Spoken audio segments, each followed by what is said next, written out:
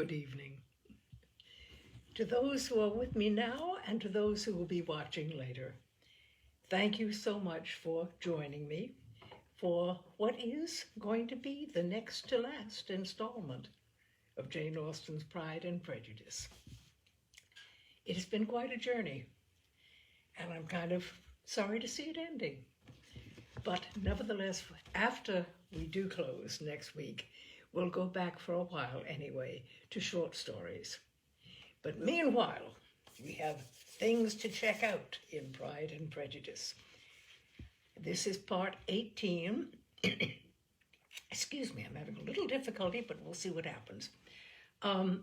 If you remember, last week we had that extraordinary exchange between Elizabeth Bennet and Lady Catherine de Bourgh, in which Lady Catherine wanted Elizabeth to promise that she would never enter into an engagement with her nephew, Lady Catherine's nephew, Mr. Darcy.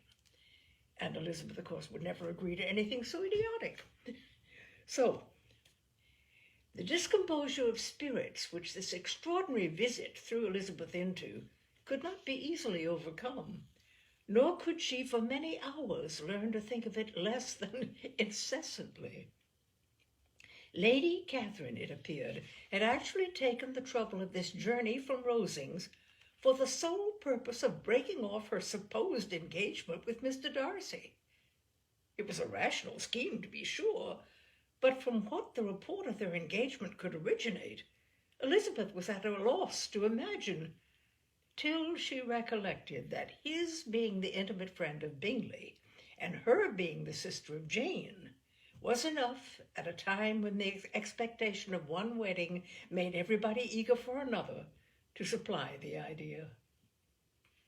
She had not herself forgotten to feel that the marriage of her sister must bring them more frequently together, and her neighbors at Lucas Lodge, therefore, for through their communication with the Collinses, the report, she concluded, had reached Lady Catherine, had only set that down as almost certain and immediate, which she had looked forward to as possible at some future time.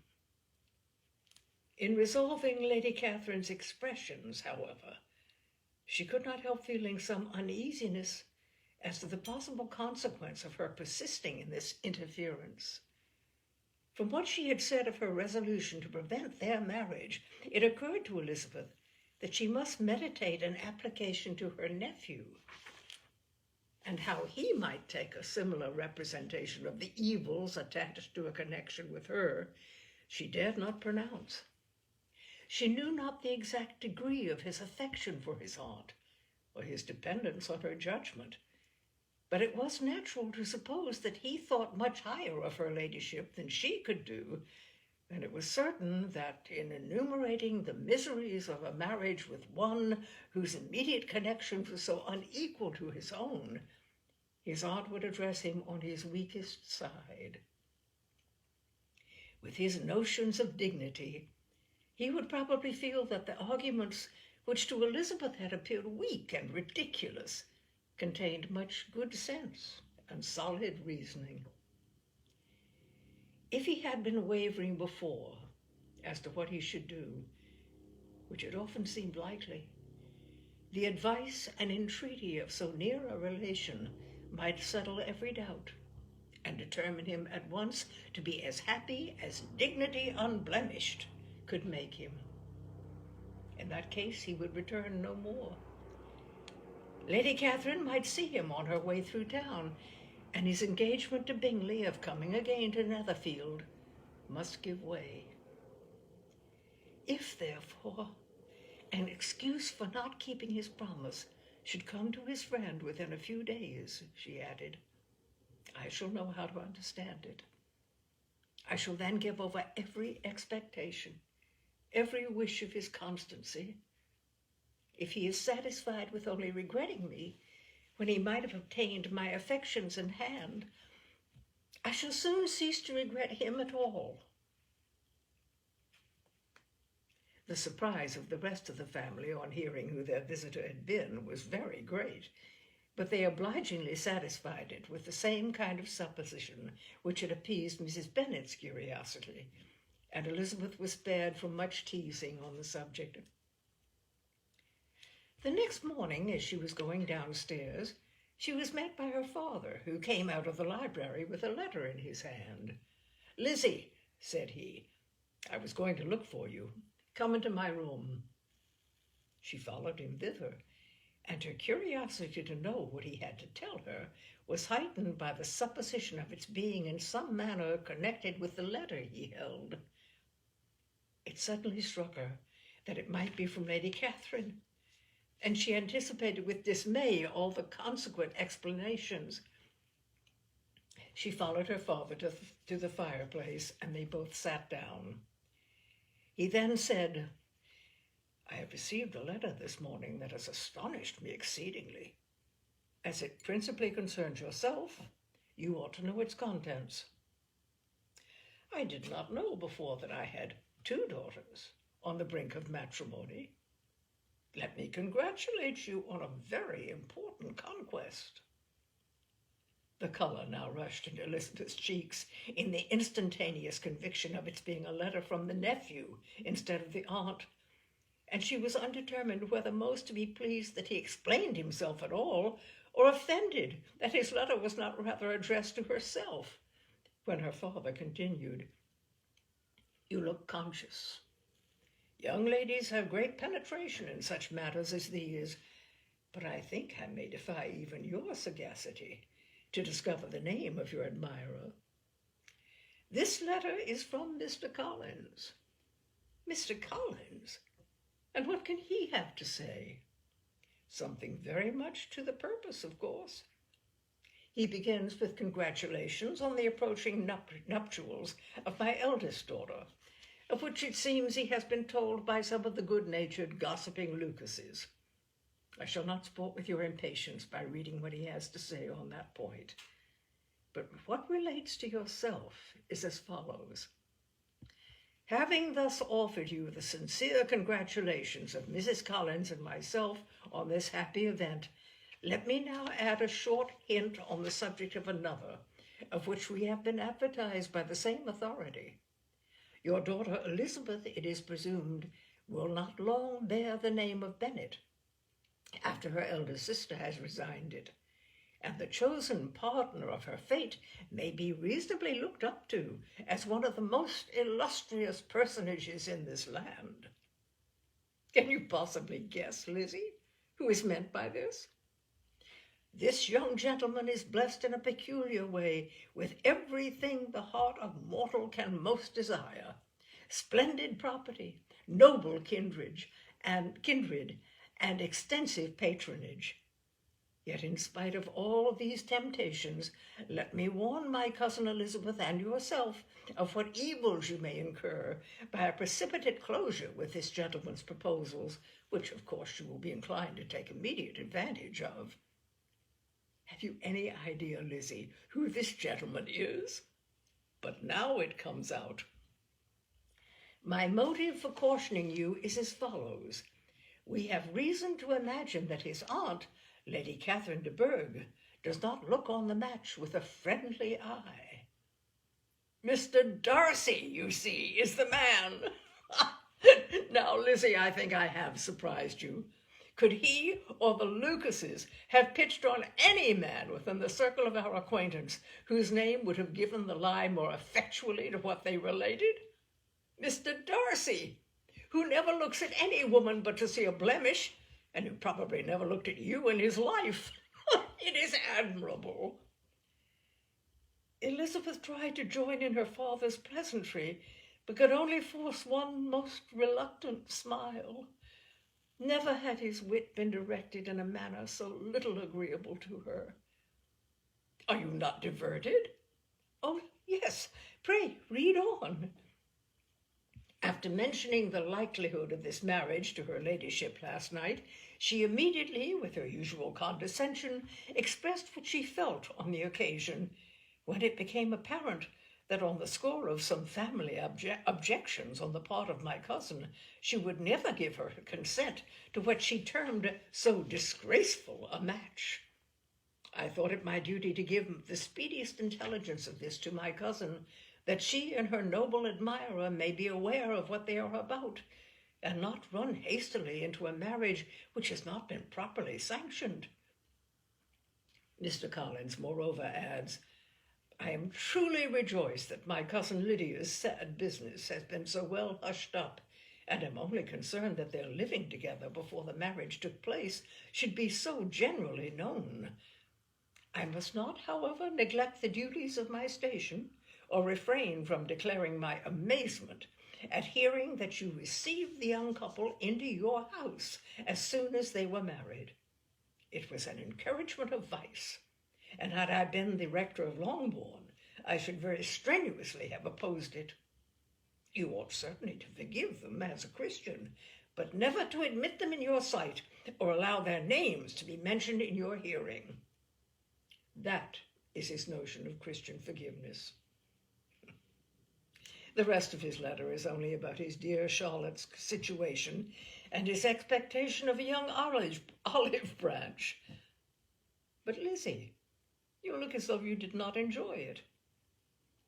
You are not going to be missish, I hope, and pretend to be affronted at an idle report. For what do we live but to make sport for our neighbors and laugh at them in our turn? Oh, cried Elizabeth, I am excessively diverted. Excuse me, but it is so strange. My. Yes, that is what makes it amusing. Had they fixed on any other man, it would have been nothing. Excuse me.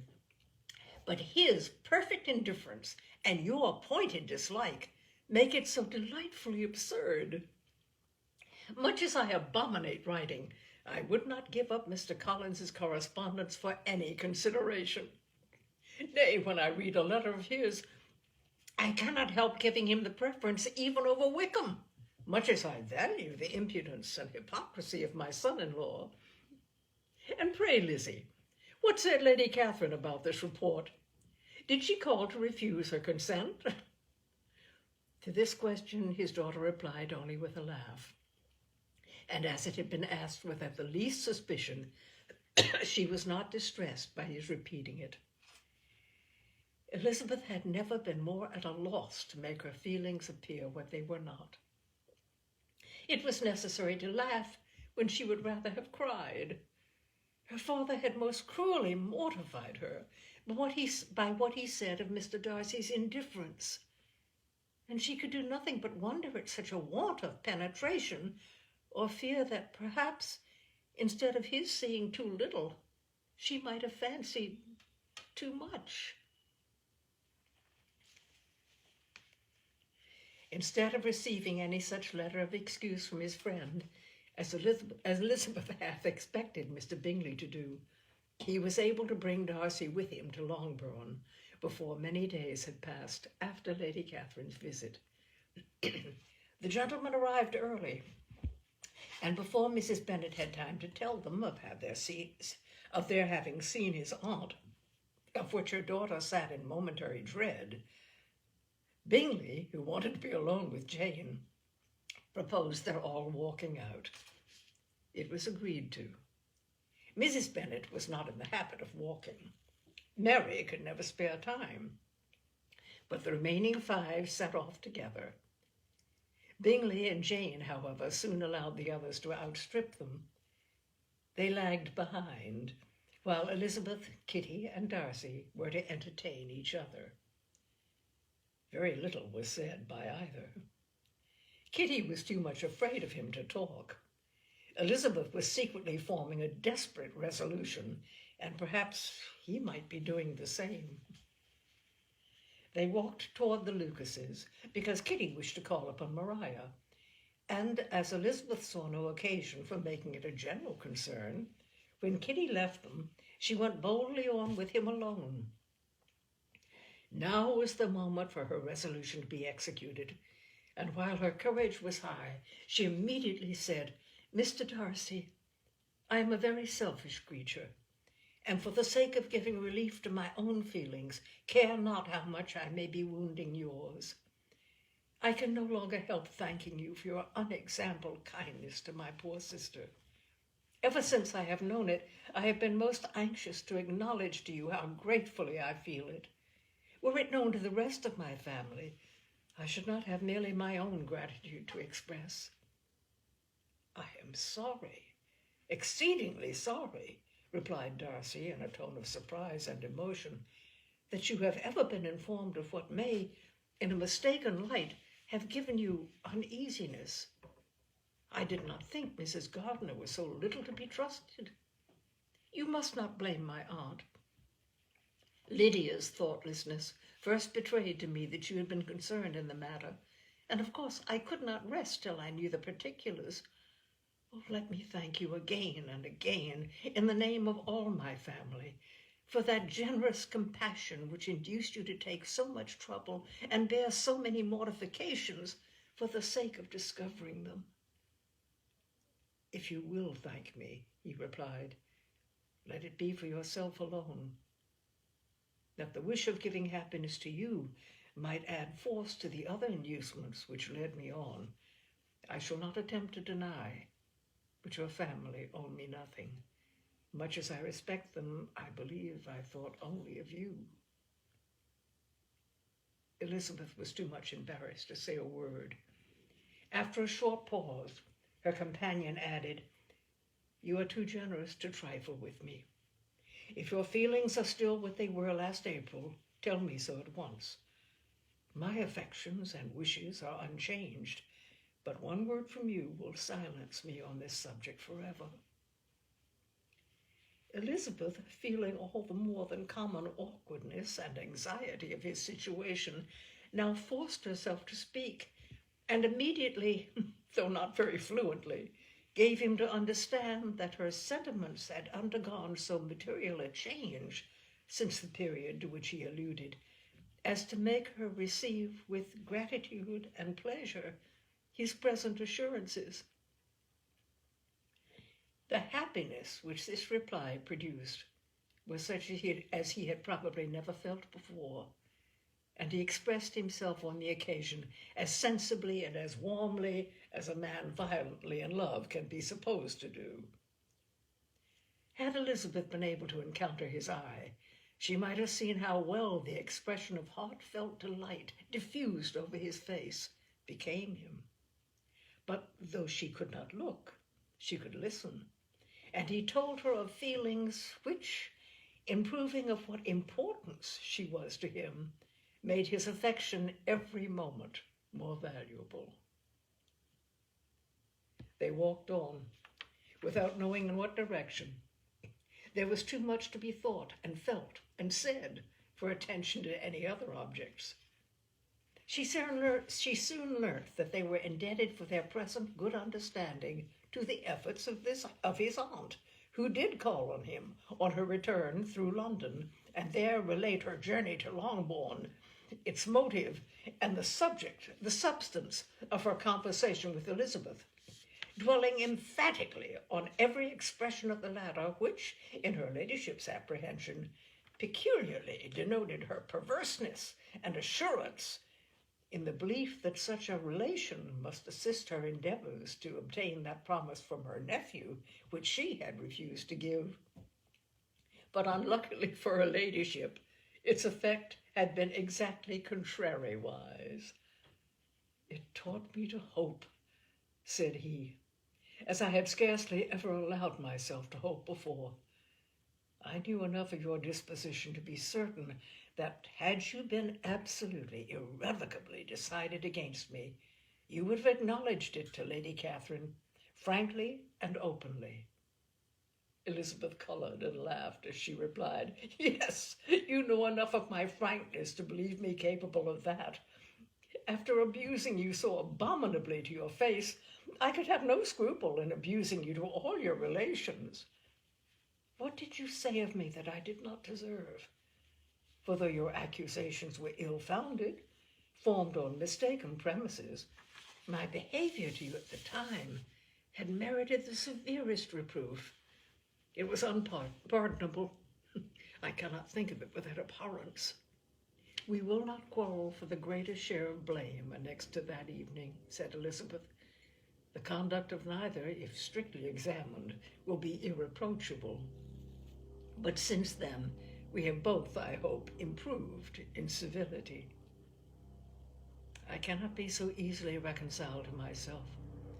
The recollection of what I then said, of my conduct, my manners, my expressions during the whole of it, is now, and has been many months, inexpressibly painful to me. Your reproof, so well applied, I shall never forget. Had you behaved in a more gentlemanlike manner, those were your words. You can scarcely conceive how they have tortured me. Though it was some time, I confess, before I was reasonable enough to allow their justice. I was certainly very far from expecting them to make so strong an impression. I had not the smallest idea of their being ever felt in such a way. I can easily believe it. You thought me then devoid of every proper feeling. I'm sure you did. The turn of your countenance I shall never forget, as you said that I could not have addressed you in any possible way that would induce you to accept me. Oh, do not repeat what I then said. These recollections will not do at all. I assure you that I have long been most heartily ashamed of it.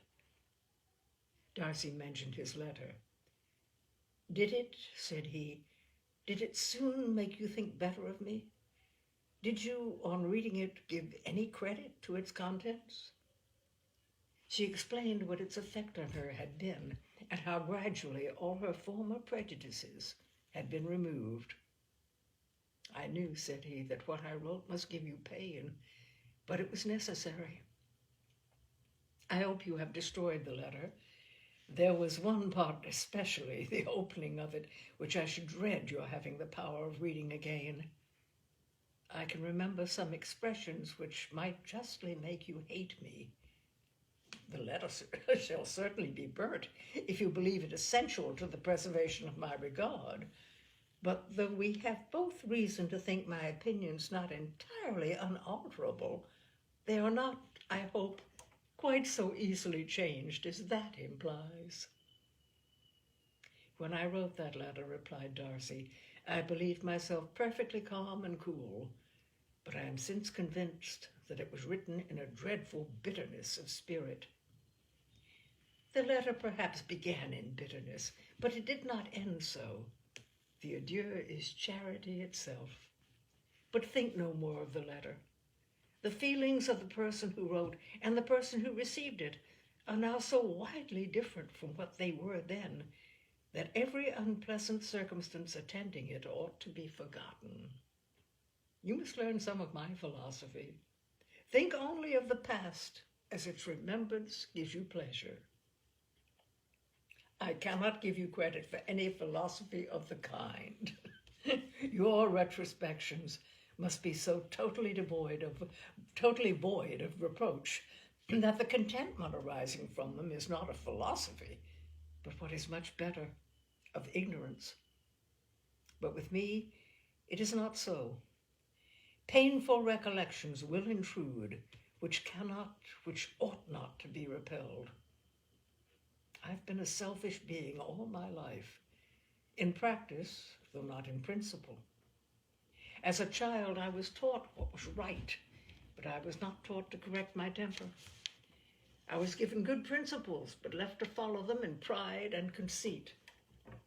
Unfortunately, an only son, for many years an only child, I was spoilt by my parents, who, though good themselves, my father particularly, all that was benevolent and amiable, allowed, encouraged, almost taught me to be selfish and overbearing, to care for none beyond my own family circle, to think meanly of the rest of the world, to wish, at least, to think meanly of their sense and worth compared with my own.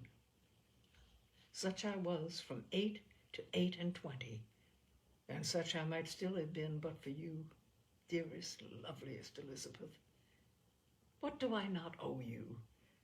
You taught me a lesson. Hard indeed at first, but most advantageous. By you, I was properly humbled. I came to you without a doubt of my reception. You showed me how insufficient were all my pretensions to please a woman worthy of being pleased. Had you then persuaded yourself that I should? Indeed I had. What will you think of my vanity? I believed you to be expecting my addresses. My manners must have been at fault, but not intentionally, I assure you. I never meant to deceive you, but my spirits might often lead me wrong. How you must have hated me after that evening. Hate you? I was angry, perhaps at first, but my anger soon began to take a proper direction. I'm almost afraid of asking what you thought of me when we met at Pemberley. You blamed me for coming? No, indeed. I felt nothing but surprise. Your surprise could not be greater than mine in being noticed by you. My conscience told me that I deserved no extraordinary politeness, and I confess that I did not expect to receive more than my due. My object then, replied Darcy, was to show you by every civility in my power that I was not so mean as to resent the past, and I hope to obtain your forgiveness to lessen your ill opinion by letting you see that your reproofs had been attended to.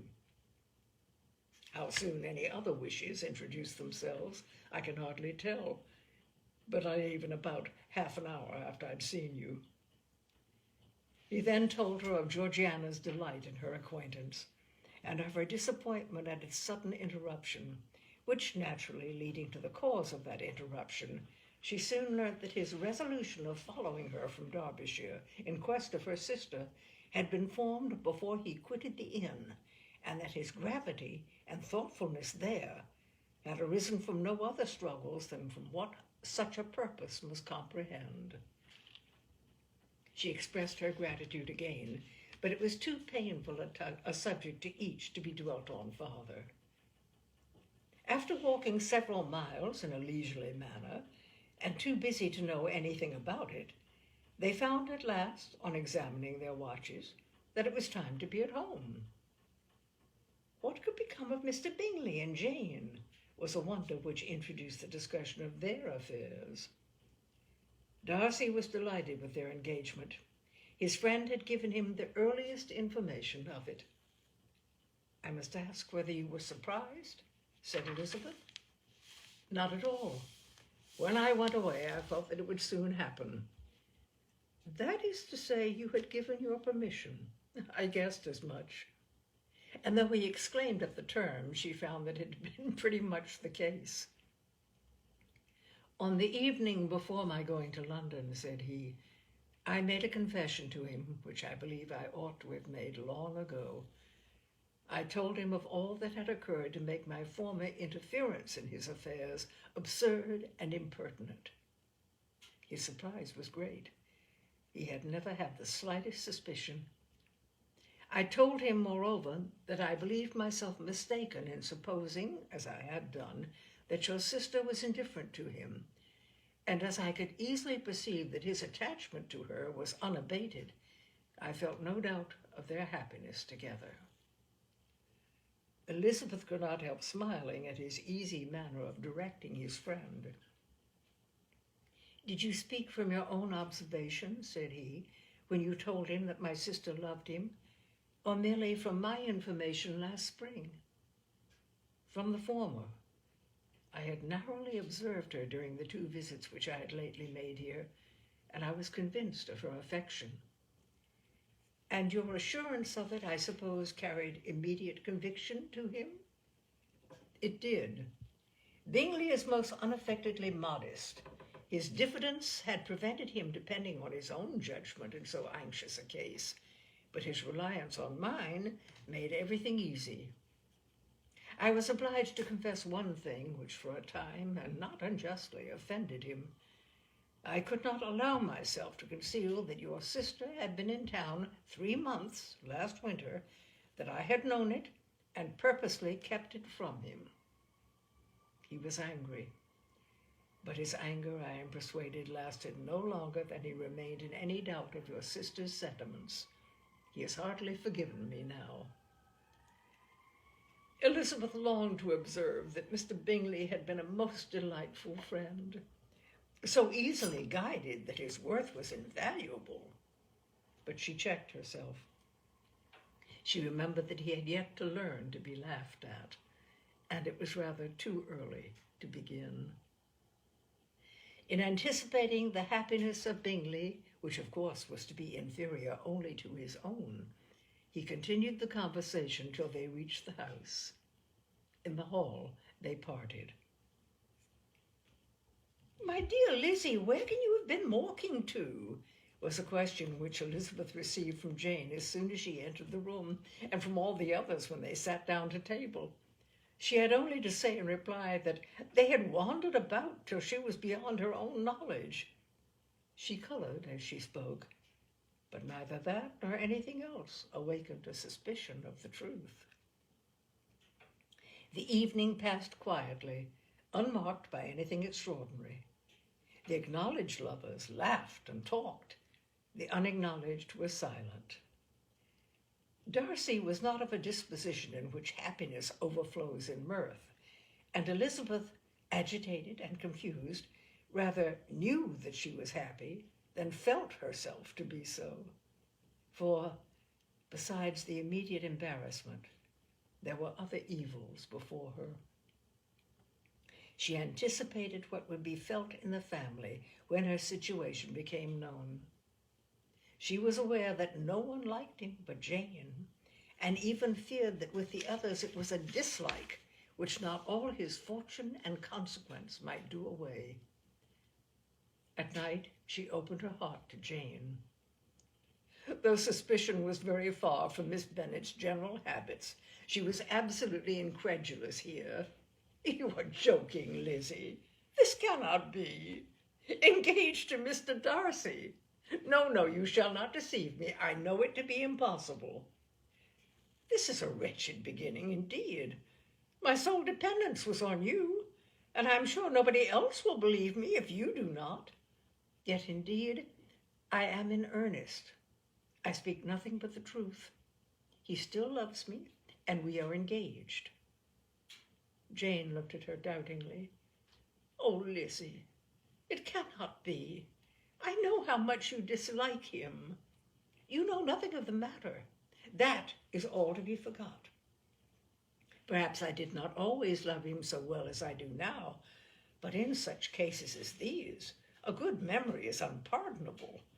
This is the last time I shall ever remember it myself."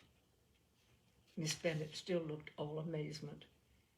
Elizabeth again, and more seriously, assured her of its truth. "Good heaven! Can it be really so?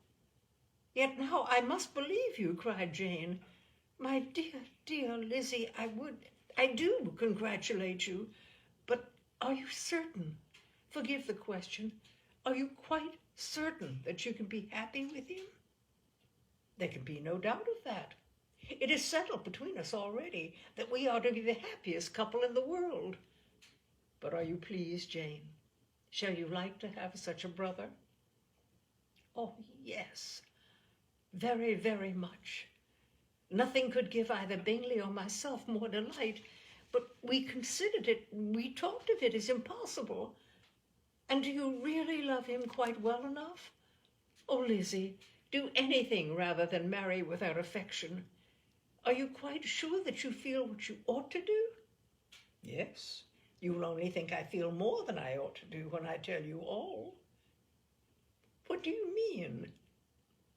"Why, I must confess that I love him better than I do Bingley. I am afraid you will be angry." "My dearest sister, now be serious. I want to talk very seriously. Let me know everything that I am to know without delay. Will you tell me how long you have loved him?" It has been coming on so gradually that I hardly know when it began. But I believe I must date it from my first seeing his beautiful grounds at Pemberley. Another entreaty that she would be serious, however, produced the desired effect, and she soon satisfied Jane by her solemn assurances of attachment. When convinced on that article, Miss Bennet had nothing further to wish. "Now I am quite happy," said she, "for you will be as happy as myself. I always had a value for him. Were it nothing but his love of you, I must always have esteemed him. But now, as Bingley's friend and your husband, there can be only Bingley and yourself more dear to me. But, Lizzie, you have been very sly, very reserved with me. How little did you tell me of what passed at Pemberley and Lambton? I owe all that I know of it to another, not to you." Elizabeth told her the motives of her secrecy. She had been unwilling to mention Bingley, and the unsettled state of her own feelings had made her equally avoid the name of his friend. But now she could no longer conceal from her his share in Lydia's marriage. All was acknowledged, and half the night spent in conversation. "Good gracious!" cried Mrs. Bennet, as she stood at a window the next morning. "If that disagreeable Mr. Darcy is not coming here again with our dear Bingley! What can he mean by being so tiresome as to be always coming here? I had no notion but he would go a-shooting or something or other, and not disturb us with his company. What shall we do with him? Lizzie, you must walk out with him again, that he may not be in Bingley's way." Elizabeth could hardly help laughing at so convenient a proposal, yet was really vexed that her mother should always be giving him such an epithet. As soon as they entered, Bingley looked at her so expressively and shook hands with such warmth as left no doubt of his good information. And he soon afterward said aloud, "Mrs. Bennet, have you no more lanes hereabout in which Lizzie may lose her way again today?" "I advised Mr. Darcy and Lizzie and Kitty," said Mrs. Bennet, "to walk to Oakham Mount this morning. It is a nice long walk, and Mr. Darcy has never seen the view." "It may do very well for the others," replied Mr. Bingley, "but I am sure it will be too much for Kitty. Won't it, Kitty?" Kitty owned that she had rather stay at home. Darcy professed a great curiosity to see the view from the mount, and Elizabeth silently consented. As she went upstairs to get ready, Mrs. Bennet followed her, saying, "I'm quite sorry, Lizzie, that you should be forced to have that disagreeable man all to yourself, but I hope you will not mind it. It is all for Jane's sake, you know, and there's no occasion for talking to him, except just now and then, so do not put yourself to inconvenience." During their walk, it was resolved that Mr. Bennet's consent should be asked in the course of the evening. Elizabeth reserved for herself the application for her mother's. She could not determine how her mother would take it, sometimes doubting whether all his wealth and grandeur would be enough to overcome her abhorrence of the man. But whether she was violently set against the match or violently delighted with it, it was certain that her manner would be equally ill adapted to do credit to her sense, and she could no more bear that Mr. Darcy should hear the first raptures of her joy than the first vehemence of her disapprobation. In the evening, soon after Mr. Bennet withdrew to the library, she saw Mr. Darcy rise also and follow him, and her agitation on seeing it was extreme. She did not fear her father's opposition, but he was going to be made unhappy, and that it should be through her means that she, his favorite child, should be distressing him by her choice, should be filling him with fears and regrets in disposing of her, was a wretched reflection, and she sat in misery till Mr. Darcy appeared again, when, looking at him, She was a little relieved by his smile. In a few minutes he approached the table where she was sitting with Kitty, and while pretending to admire her work, said in a whisper, "Go to your father. He wants you in the library." She was gone directly. Her father was walking about the room looking grave and anxious. "Lizzie," said he, "what are you doing? Are you out of your senses to be accepting this man? Have you not always hated him?"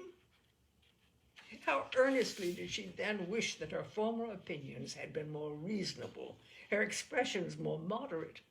It would have spared her from explanations and professions which it was exceedingly awkward to give.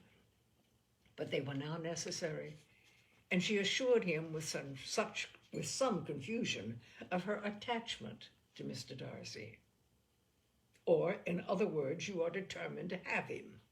He is rich, to be sure, and you may have more fine clothes and fine carriages than Jane, but will they make you happy?" "Have you any other objection," said Elizabeth, "than your belief of my indifference?" "None at all.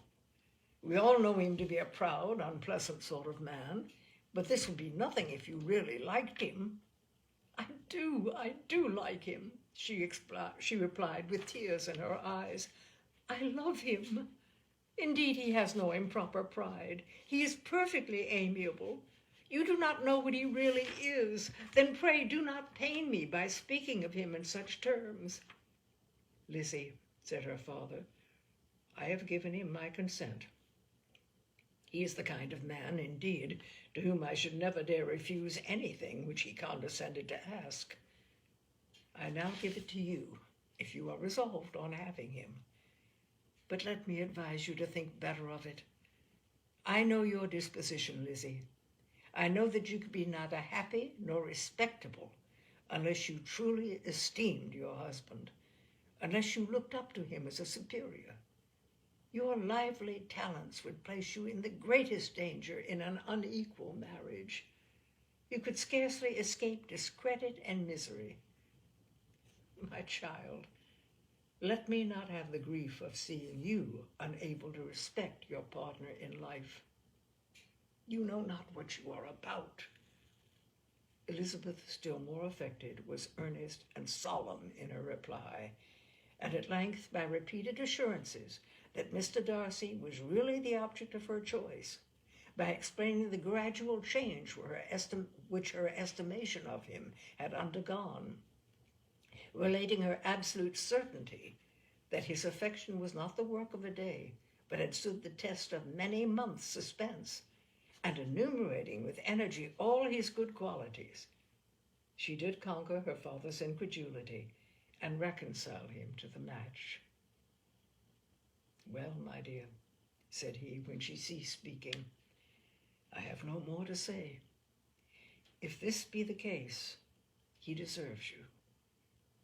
I could not have parted with you, my Lizzie, to anyone less worthy." To complete the favorable impression, she then told him what Mr. Darcy had voluntarily done for Lydia. He heard her with astonishment. "This is an evening of wonders indeed. And so Darcy did everything, made up the match, gave the money, paid the fellow's debts, and got him his commission. So much the better. It will save me a world of trouble and economy. Had it been your uncle's doing, I must and would have paid him. But these violent young lovers carry everything their own way. I shall offer to pay him tomorrow. He will rant and storm about his love for you, and there will be an end to the matter."